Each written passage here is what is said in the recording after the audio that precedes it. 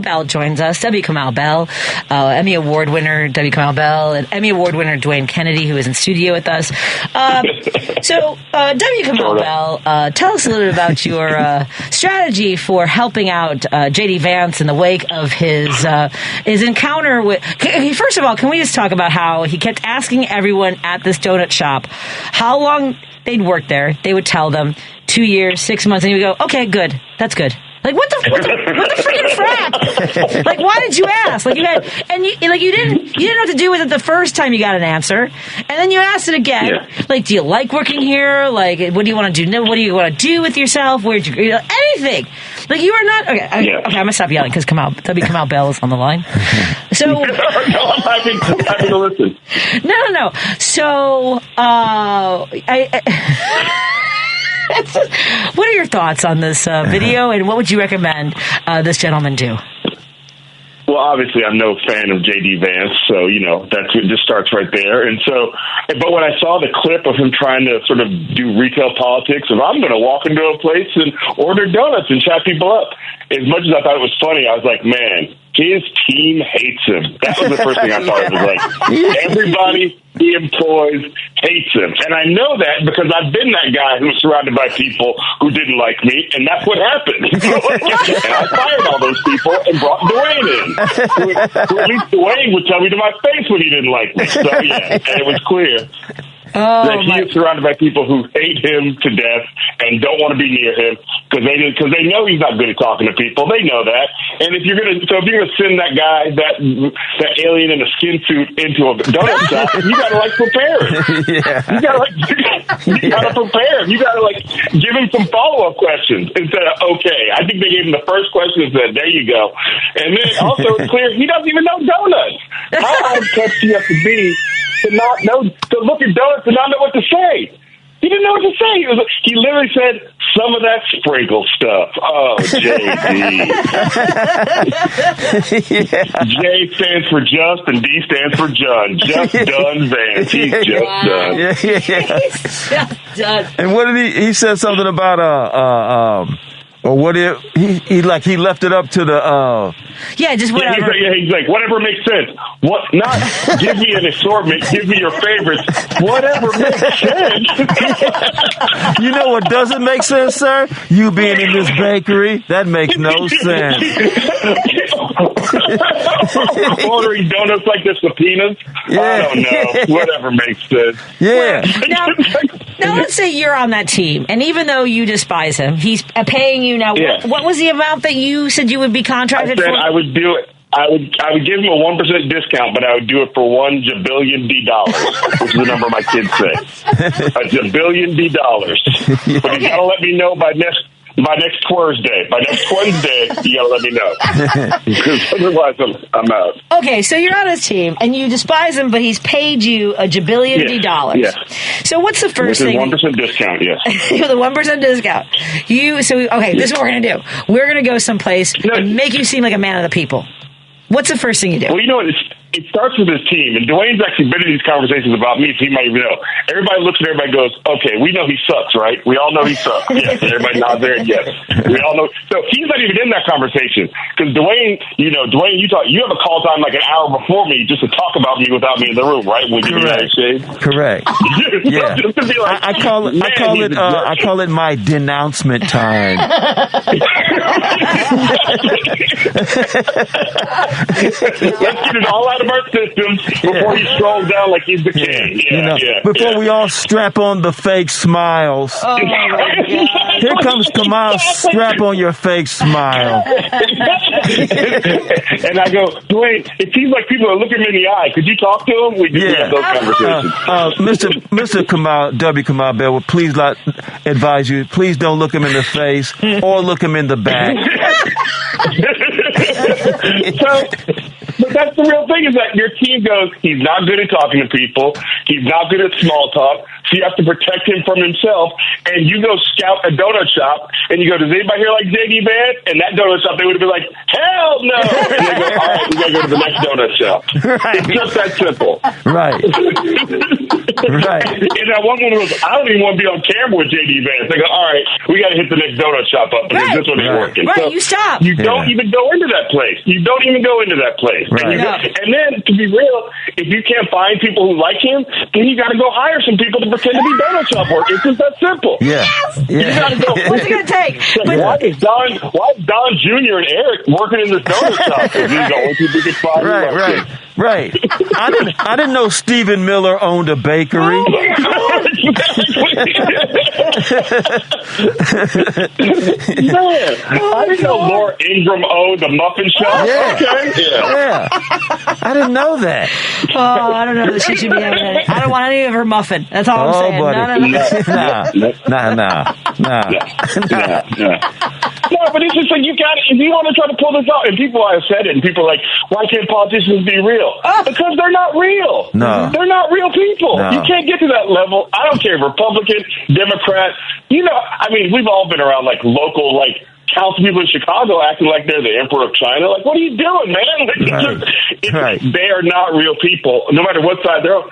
Some of them are just better. And I said this, knowing how to navigate that. Like, Obama's great at it. Clinton was great at it. Maybe he was a little too good at it. Yeah. And then, you know. Yeah, he had some muffins. Go ahead. Yeah. That was me, not you. Go ahead. And even like George W. apparently was pretty good talking to people, but he was like he was pretty good talking to people. But J.D. Vance is not that guy. And at least Trump bloviates so people just get out of his way. But J.D. Vance is not that guy. And most politicians aren't that person.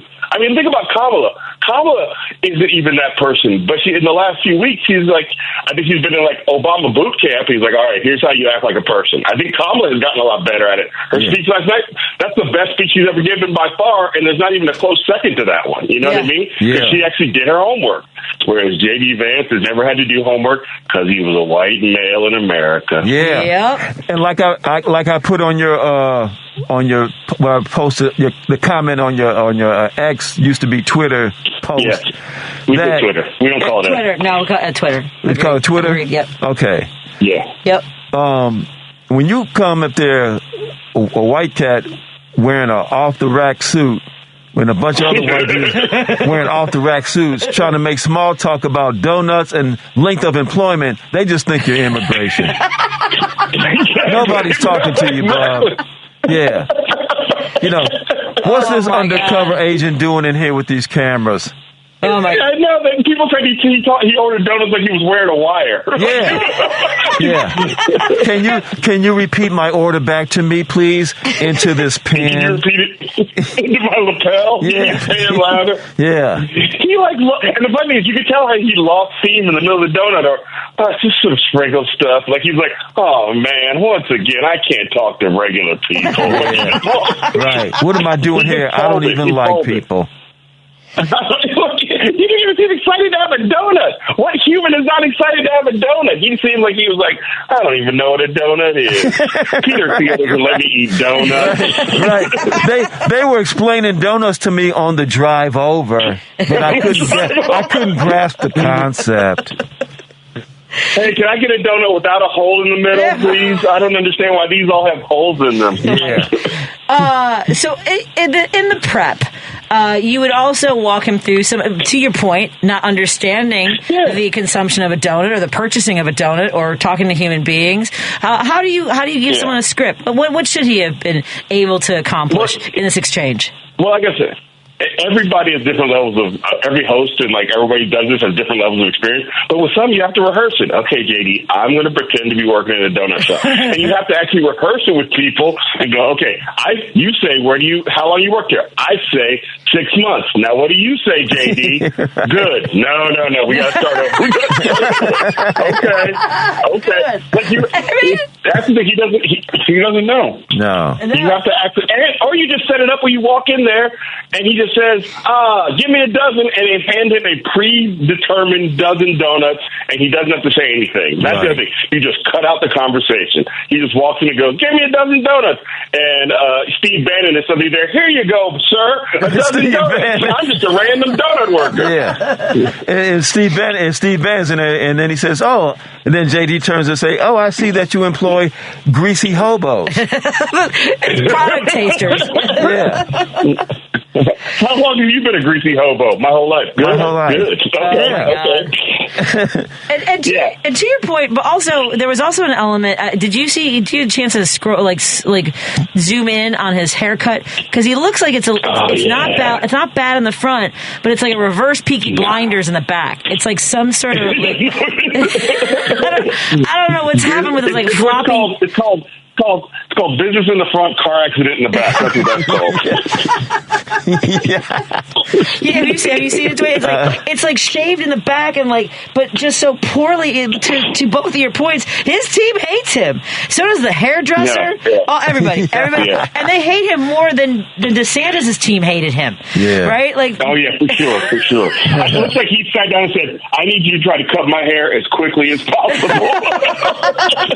Matter of fact, just as you explained donuts to me on the drive over, just cut my hair on the drive over. Let's take a shortcut down this dark alley where there's no pavement on the street. Let's do that. Yeah. Sure, but this street has a lot of potholes. That's all right. Get us there faster. Yeah, no, he is completely not ready for any of this. And then did you see there's a clip of Tim Walz going into like a bakery in Nebraska, and he basically goes in and like Robin Williams to join. This one got a little extra time. Amazing. If you don't know, the iconic Nebraska restaurant is the Runza. Don't call it anything else except a Runza. The bread consistency, all that really matters. Yeah. This is what you do. Swiss and mushroom is kind of a classic. The cheese is solid. You can be a little bit creative, but he goes in like an expert. Kamau, like be creative. Yeah. No, he goes. Yeah. Go ahead. He's like Robin Williams at a comedy club in the '80s. He's hyped up, ready to go. Yeah. When he walked in that restaurant, they said, "Tim." And then they said, "Hey," and then they asked him, "What are you doing in here?" He said, "I'm running for vice president." You are. He's a regular at that joint. Exactly. Yeah. Haven't seen you in a while. Yeah. He works there for fun on Saturdays. Yeah. Well, to your point that none of these people are real, then Governor Walz is doing an extraordinary job of a fake person doing real things. I don't know. I mean, that's some skill right there. Yeah. That's what you want. You know what? That's what I want in a fake. Just be authentically fake. A fake who's authentically real. No. No, I'm not sure I understand this equation. I was very bad at math. I feel like we're in a double negative now. Perhaps. We've been in a double negative since Trump first became president. I can't. Oh, my God. How much of the convention did you watch, Kamau? I watched. I would turn it on in the afternoon just to hear the people who were sad they had those early spots. You know what you mean? like people were like, "But I thought I was 4 o'clock." Okay. See people because you can see people on the way back down in their career like, "Ooh, that's an early spot for you, Al Sharpton." No offense, but it's just. It's just funny to see people who were not on in prime time, and then last night it was fun to be every time there was anybody took a breath, you're like, is it about to be Beyonce? Anytime anybody took a breath, right? Is it about to be Beyonce? The balloons came down. Is Beyonce inside of a balloon? Is Mama going to pop a balloon and Beyonce's going to pop out? Is Beyonce inside of a balloon? I'm sorry. Saving democracy's not enough. We want Beyonce. I know. No, TMZ told us we're getting Beyonce. We know TMZ is the paragon of American journalism. Yeah. So we know that if they say Beyonce's here, she's somewhere in the building. So yeah, it was cool to watch with my kids because now my 2 oldest daughters are old enough to pay attention to most of it. So it was cool to watch with them. Yeah, absolutely. I was in the press box, so it was incredible. This is my first convention. Well, that's not fair. I did go to the RNC last month, and it was. So this is your first convention. Yeah. So I was telling Dwayne before you joined us that there were press members who were complaining publicly. One person wrote an op-ed piece about how poorly organized this convention was for the press, and that the RNC did it better. And I was telling Dwayne, well, yeah, Nazis are organized. That's the whole thing. Yeah, it's trains running on time. That's right. Well, here's the other thing. Yeah. Think about this too. Why the DNC was not organized well. they thought they were preparing for the Joe Biden convention. They probably didn't have half the staff they needed. Yep. They probably didn't think about VIP sections because nobody was going to VIP for Joe Biden. Oh. They probably had no press showing up. People were like, we can send the person from the Ralph's Gazette to come cover it. From the Jules Osco Gazette. Oh, look at Kamau throwing in the Chicago references. Yeah. We appreciate that. Yeah, exactly. I realized I was going too West Coast with Ralph, so I went to Jules Osco. That was quick. All these frontier press. Dwayne, I don't know if you ever... So Free Speech TV carries some of the shows like Stephanie Miller and Tom Hartman. Okay. And there is an ACLU commercial that Kamau is featured in. Yeah, we enjoy seeing you on our big screen TV. I miss you. I hope to get to see you sometime soon.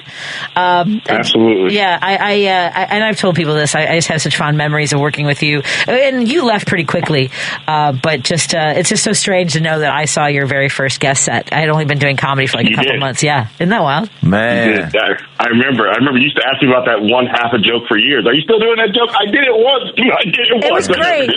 It was something about he had enough emotional rope in his closet. Was that the one? Oh my God! Yeah, that's to it. hang himself. You know that joke better than I do. Yeah. Oh, I was telling Dwayne. But I just want to say I'm glad that you're still doing. I'm glad that you're out here, and I'm glad to hear that Dwayne is on this show because I used to employ him, and somebody needs to give this dude a job. Hey, speaking of which, Bob, Negro, but I don't know if you can say Negro in here. Yeah, hey, speaking of which, Bob, what's going on with you? You getting any more TV shows on the horizon? Because I'm weeks away from doing a boat act. Yeah. I mean, I'm weeks away from performing on a boat, Bob. So what's going on with you?